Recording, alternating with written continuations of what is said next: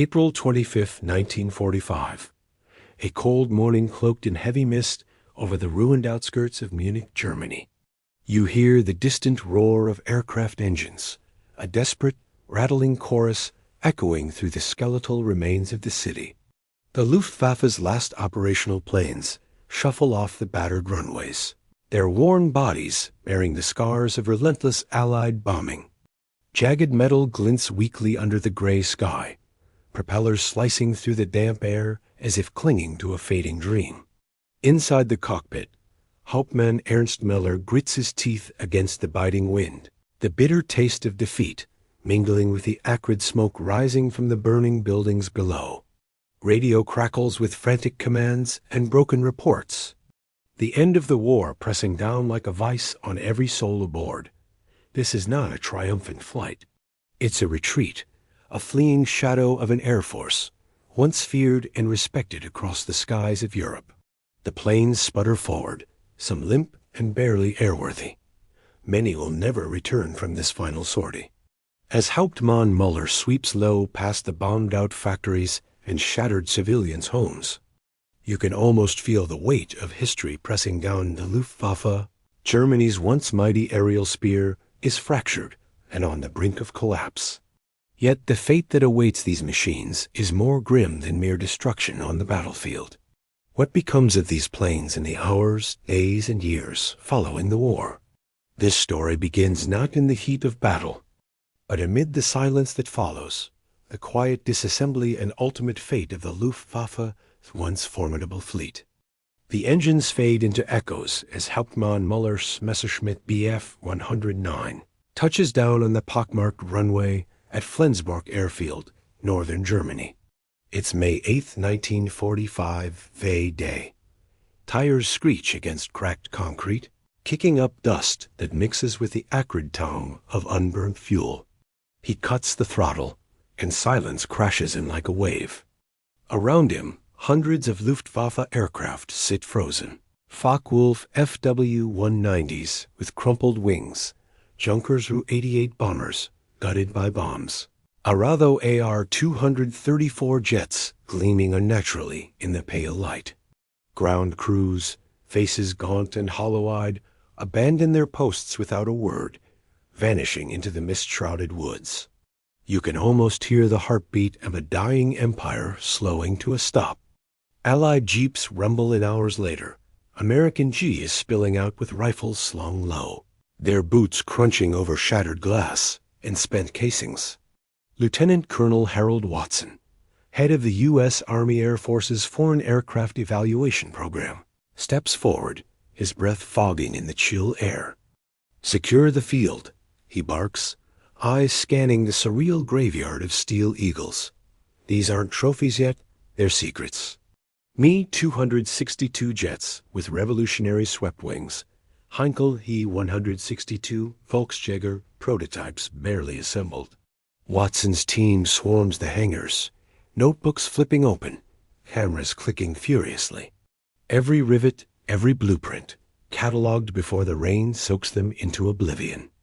The Luftwaffe's final gift, technology that could rewrite the skies. But not all planes breathe easy. At Grove Airfield in Denmark, British engineers eye rows of intact fighters with grim efficiency.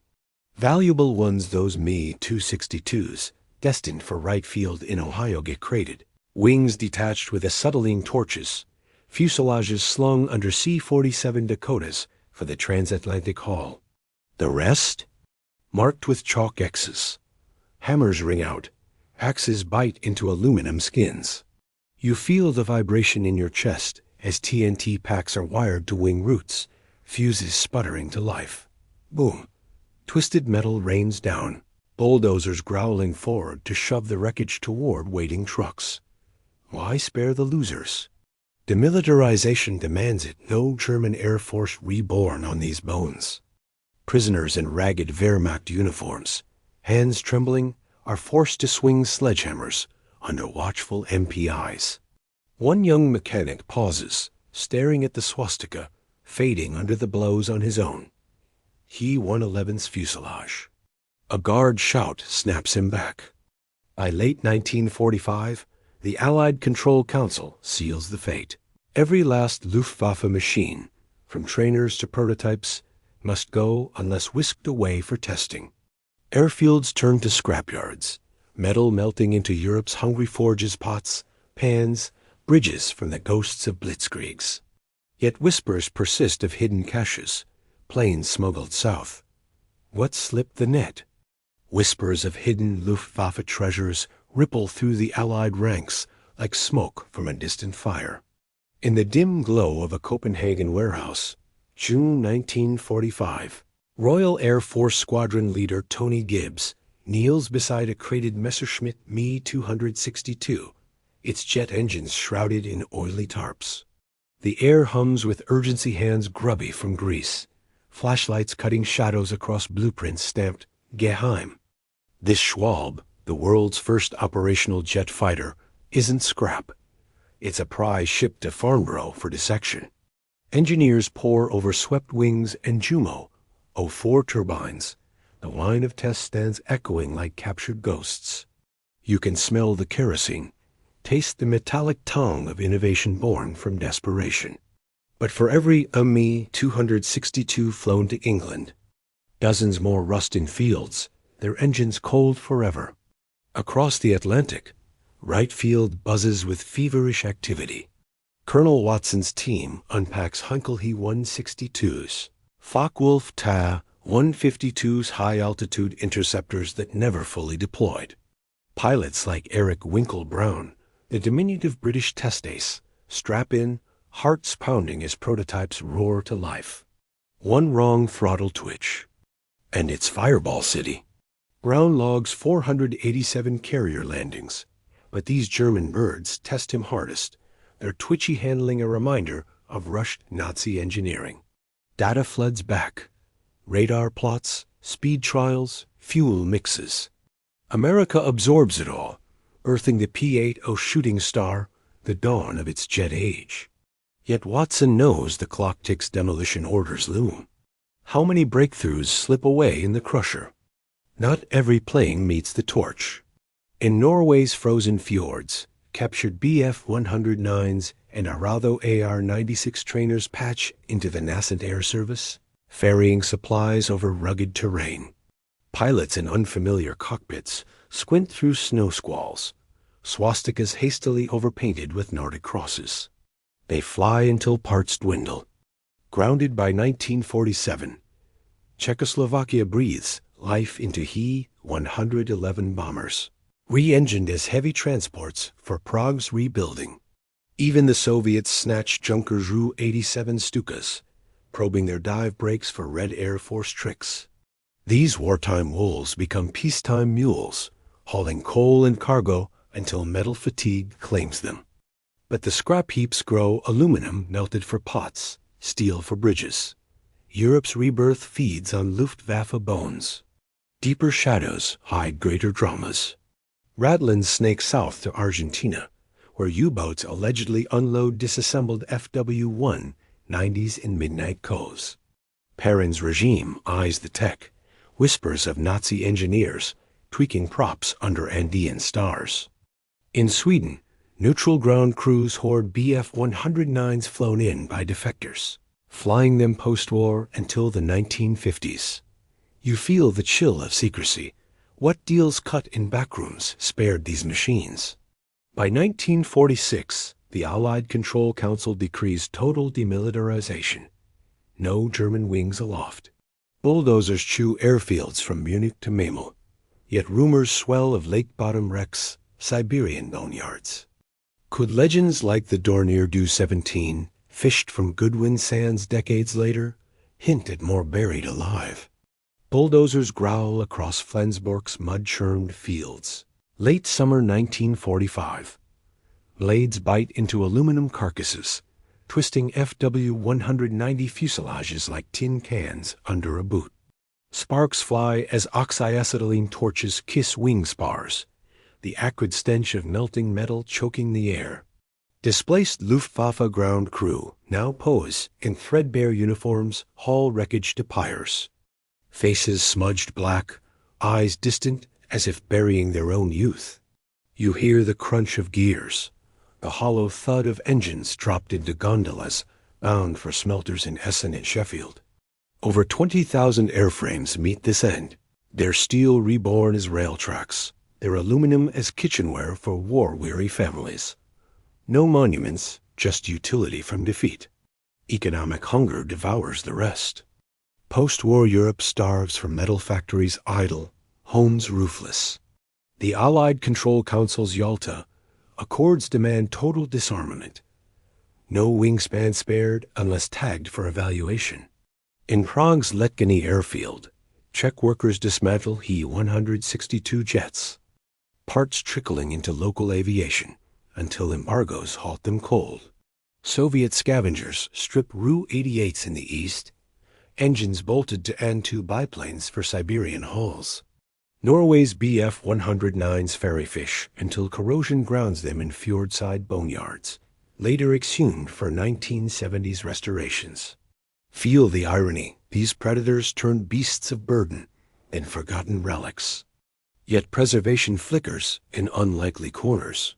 Sweden's neutral hangar shelter defected Me-109s, flown by Finns and Swedes into the 1950s, their Daimler-Benz screams echoing over Baltic patrols. Argentina's pampas hide whispers of smuggled Focke-Wulfs, U-boat cargoes unloaded under Perrin's gaze, tweaked by ex-Luftwaffe aces for civilian runs. Sunken ghosts stir too. WW2s in Goodwin Sands, dive-bombed in 1940, lie preserved by brine until 2013 salvage hauls wings skyward again for RAF Cosford's halls. Divers pry cockpits from coral tombs, revealing frozen stopwatches at Battle of Britain halt. But these are rarities, one pencil-thin bomber amid thousands vaporized. By 1947, Germany's skies empty. No Luftwaffe roars. NATO rebirth waits till 1955. Jets like F-104 starfighters rising from Yankee blueprints laced with captured data. Museums claim scraps. Me-262 at Wright-Patterson, F-190 in Chicago's cold storage. Restorers today Frankenstein wrecks from Eastern Front lakes. Siberian Pete Bf-109's airshow ready from mismatched bones. The fleet that terrorized London? Melted, repurposed, or moldering. Legends persist of Amazonian Do-335s, Patagonian jets. But truth cuts sharper. Victory demanded erasure. What final secrets sleep undiscovered? Cosford, England, 2013. Divers plunge into the murky churn of Goodwin Sands. Kent, their lights piercing 70 years of silt and secrets. Fingers brush cold aluminum, the slender fuselage of a Dornier Do-17. Flying pencil, downed in the Battle of Britain's Fury by a Balton Paul Defiant. Shot down August 26, 1940, it sank intact, preserved by brine, like a time capsule from hell. Crew bones cradle frozen stopwatches at 10:42 a.m., propellers locked mid-turn. Hoisted skyward in June, wings and engines emerge dripping, bound for RAF museum halls. You taste the salt, feel the weight of resurrection, one lone bomber amid thousands erased. Today, its shards gleam under spotlights, whispering of lost squadrons. Modern hunters chase similar ghosts. Finnish lakes yield Bf-109s, peat bog mummies with paint pristine, cockpits clutching yellowed maps. Siberian wrecks surface from Eastern Front crashes. FW-190s pieced for airshows DFW-JB roars again at Duxford. A Frankenstein from Norwegian scrap and Russian tundra. Privateers scour Patagonia for Rattlin relics, though most prove myth. Sweden's G6 Bf-109G, flown till 1953, anchors Flying Heritage Collection, its DB-605 purring for crowds. Replicas thrive two Spanish HA-1112 Buckons, licensed Messerschmitts from Hispano Aviation, doubled as Bf-109s in films like Battle of Britain. These survivors defy scrap heaps, defying demilitarization's decree. Germany's own rebirth sidesteps the past. No Luftwaffe till 1956 Bundesluftwaffe rises with Canadian sabres, then F-104s laced with Me-262 lessons. Ex-pilots like Adolf Galland advise, but on NATO jets, not swastika ghosts. Museums hoard fragments. Chicago's Me-262 replica, Washington's AR-234, Berlin's Flettner FL-282 chopper. Fewer than 100 flyable Luftwaffe types exist worldwide, rebuilt from wrecks rarer than hen's teeth. Feel the poignancy. Predators reduced to museum stars, airshow relics. Cold War jets eclipse them, but their DNA pulses in F-16's Eurofighters. The final irony? Europe's post-war boom ate the evidence. Pots from Ru-87 wings, bridges from He-111 spars Luftwaffe fed reconstruction. Legends linger. Amazon Do 335s, Argentine jets. Divers dream of fjord Stukas, peat bog jets. But truth endures. Of 100,000 built, victors ensured erasure. From Flensborg's pyres to Cosford's glow, these machines' saga closes not in roar, but whisper. What last wreck waits for light?